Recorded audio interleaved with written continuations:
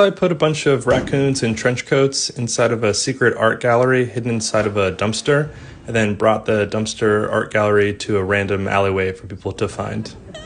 So step one was to make the dumpster, and I started off by welding up a steel frame and then attaching sheet metal to the side. And I needed to figure out a way to have the front open up, so I added these steel hinges. And then it was time to paint it, but I didn't know what color to paint it, so I went around and took photos of every single dumpster I found and found that blue was the most common color, specifically this shade of blue. So I painted the whole thing blue and then moved on to the top of the dumpster. And for this, I used MDF, which I painted black and then attached to a hinge on the top. Then for the walls of the dumpster, I used insulation foam, which I smoothed out best I could, and then painted it white.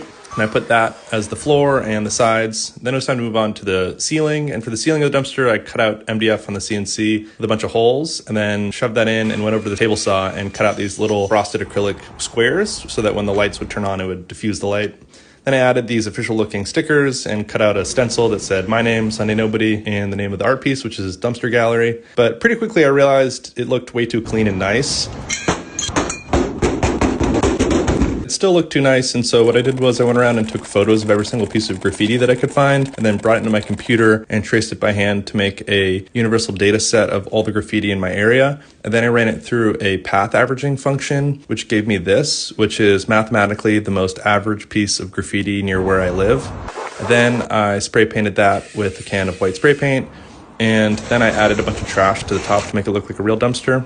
Then I got a raccoon model and a trench coat model and combined them in Blender to make this model of 3 raccoons in a trench coat, which I printed out and then painted. Then I made an army of 3 raccoons in trench coats, which I painted and put into the art gallery, but I needed to figure out art to put on the walls, and for this I turned to my greatest inspiration. It is called internet. Allison, can you explain what internet is? So what I did was I scoured the internet and found 8 of the most iconic images, in my opinion, that best described what the internet was to an alien or a grandmother from Ohio that had never been on the internet before.